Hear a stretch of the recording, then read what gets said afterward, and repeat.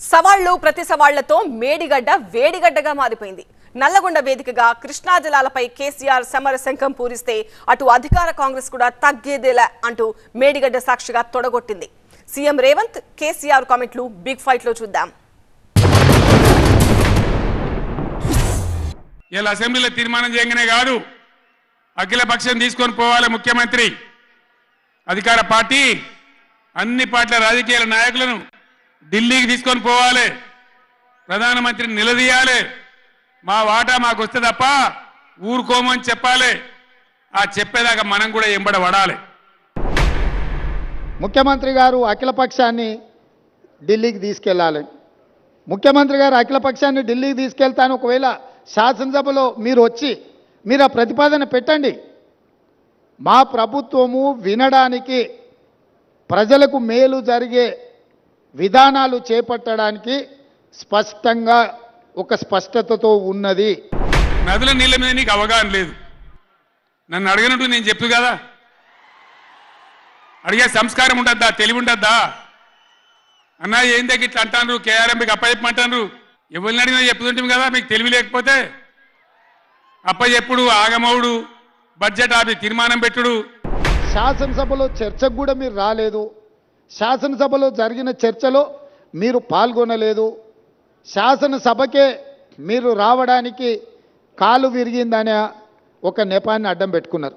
కాలు విరిగిన చంద్రశేఖరరావు ఈరోజు నల్గొండకు పోయిండు. నేను అడుగుతున్నాయా, శాసనసభ దగ్గరుందా, నల్గొండ జిల్లా దగ్గరుందా? మేడిగడ్డ పోతాము, బూరుగడ్డకు పోతాం, బొందలగడ్డకు పోతాము. ఏ తోకమట్టున్నది మేడిగడ్డ అక్కడ.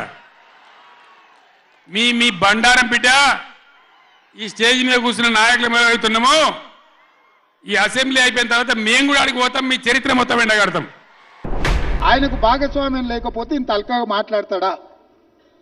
ప్రతిపక్ష నాయకుడిగా ఇదేనా మీ వ్యవహారము? నీళ్లు లేకుంటే మన ఇంటి మీద నీళ్ళ ట్యాంక్ ఉంటే అది ఒకవేళ కారుతుంటే పగిలేటట్టుంటే మనం నీళ్లు తీసేస్తే అది అట్లా కొంతకాలంగా అనిపిస్తుంది.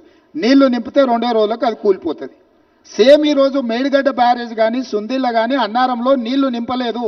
నీళ్లు నింపితే పెను ప్రమాదం పొంచి ఉన్నది. 15 ఏళ్ళు పోరాడి సాగు నోట్ల తలకాయ పెట్టి చివరికి సాగు ధరదాకా పోయి ఈ తెలంగాణ తెచ్చింది నేను. అందుకే నాకు గర్జు ఉంటుంది, ఫికర్ ఉంటుంది, తన్లాట ఉంటుంది, నాశనం కావద్దనే తపన ఉంటుంది.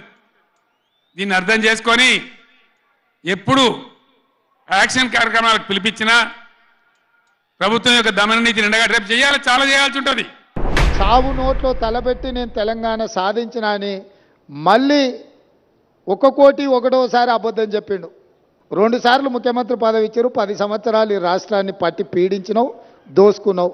ఇంకా కూడా సాగు నోట్ల తలకాయ పెట్టినా, సాగు నోట్ల తలకాయ పెట్టినా అని మాటలు చెప్తున్నావు. సాగు నోట్ల తలకాయ పెట్టిన చంద్రశేఖరరావు శాసనసభలో నీ అవినీతి మీద చర్చ పెడితే నువ్వు నిజంగా సత్యహరిచంద్రునివే, సత్యహరిచంద్రునికి మరో జన్మని ఎత్తినోనివి అయితే అక్కడ వచ్చి కూర్చొని మాట్లాడేది ఉండే.